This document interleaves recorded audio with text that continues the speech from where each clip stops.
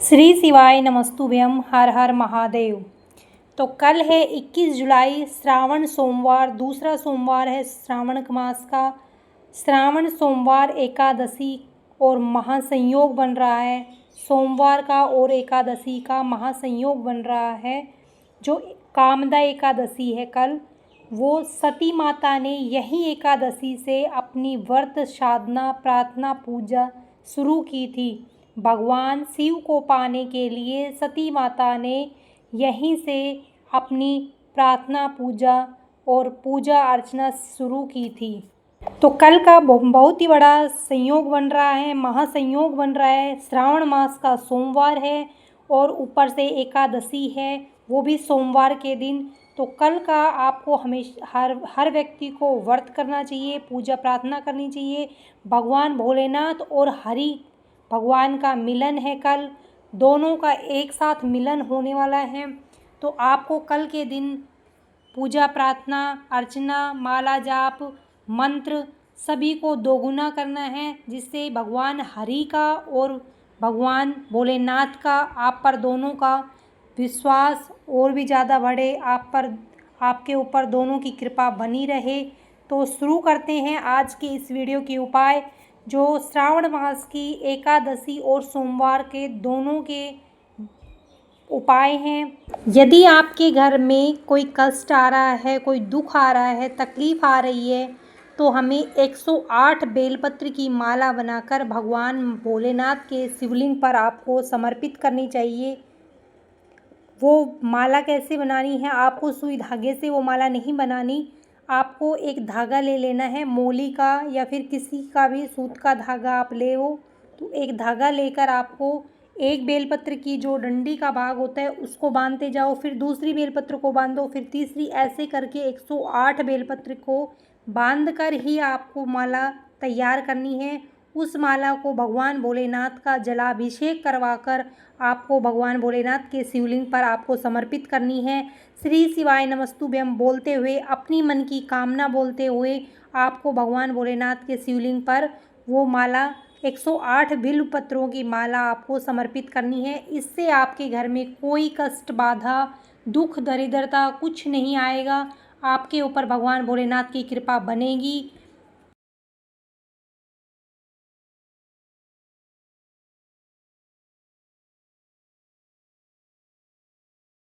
यही 108 बेलपत्र की माला माता पार्वती ने, माता सती ने भगवान भोलेनाथ को शिव को पाने के लिए भी अपने शिव को पाने के लिए माता पार्वती ने भगवान भोलेनाथ को चढ़ाई थी। और माँ लक्ष्मी ने भगवान विष्णु को पाने के लिए तुलसी की माला चढ़ाई थी।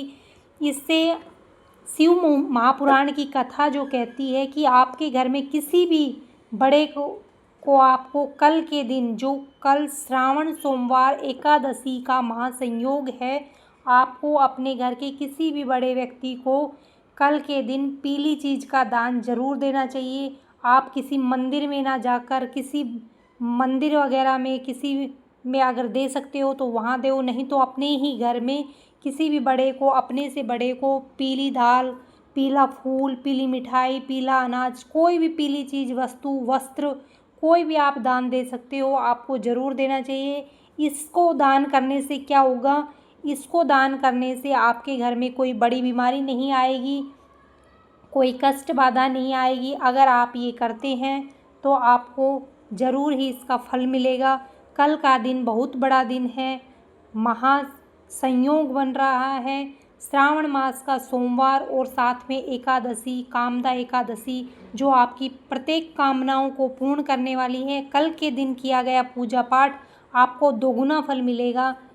तो इसलिए आपको कल के दिन ये उपाय अवश्य करना चाहिए। अगर आप महादेव के मंदिर नहीं जा सकते तो हम मंदिर में जाने वाले का मात्र दर्शन भी कर लेते हैं, जो जिसके माथे पे त्रिकुंड लगा हुआ होता है, जिसके गले में रुद्राक्ष की माला है, उसका भी अगर हम एक मात्र दर्शन भी कर लेते हैं तो भी हमारा उद्धार हो जाता है।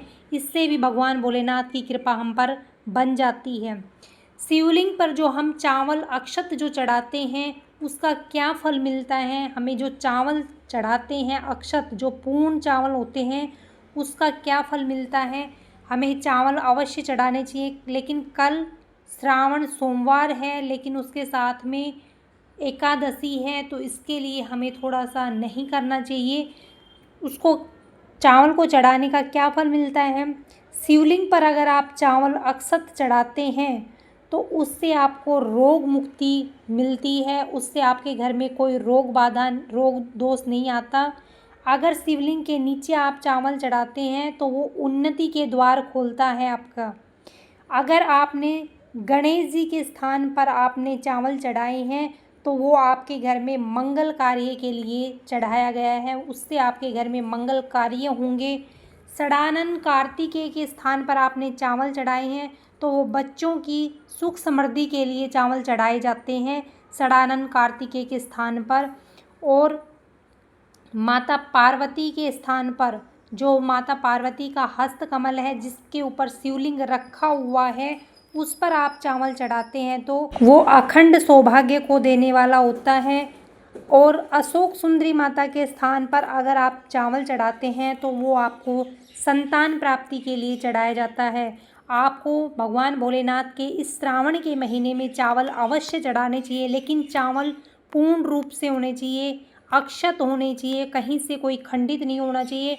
अगर आप श्रावण मास में 108 चावल बनाने का आप नियम लेते हैं तो भगवान भोलेनाथ की कृपा आप पर अवश्य बरसेगी, अवश्य आपके कार्य सिद्ध होंगे, आपकी सभी मनोकामनाएं पूर्ण होंगी।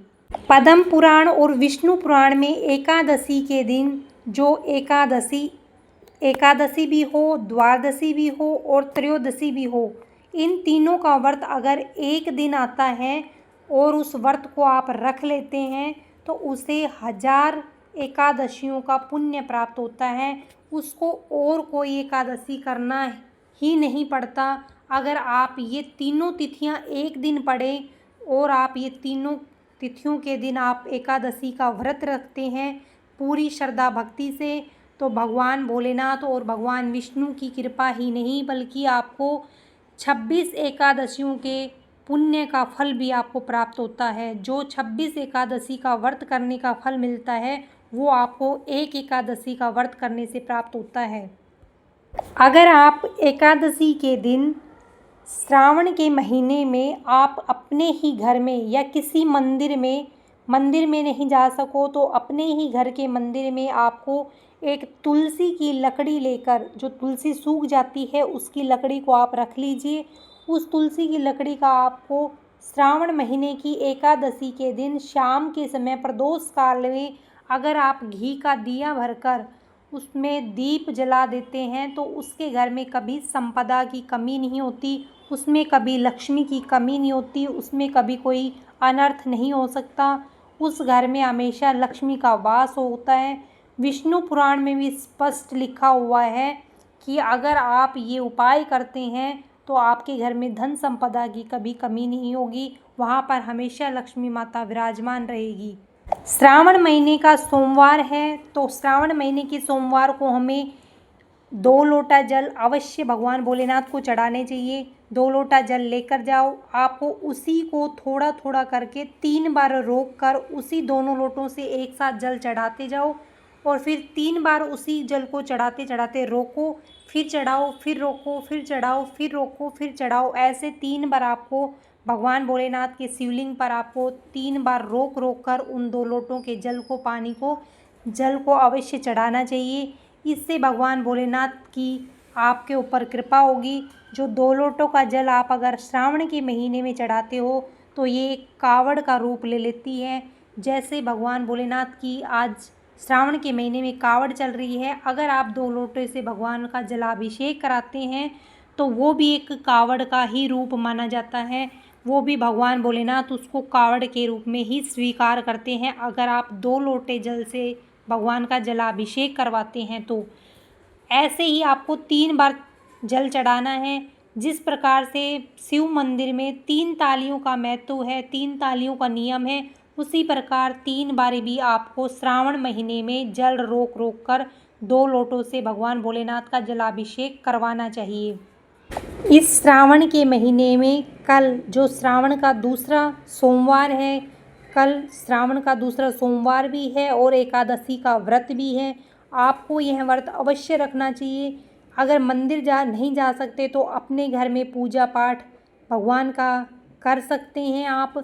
इससे आपके घर में सुख समृद्धि मंगल वास होगा, सब चीज़ों की उन्नति होगी। अगर आप ये उपाय करते हैं, कल का दिन बहुत बड़ा दिन है, जो महासंयोग बनने वाला है, उसका आप लाभ उठाइए, इन उपायों को करिए और भगवान भोलेनाथ की कृपा दृष्टि अपने जीवन में उतारिए।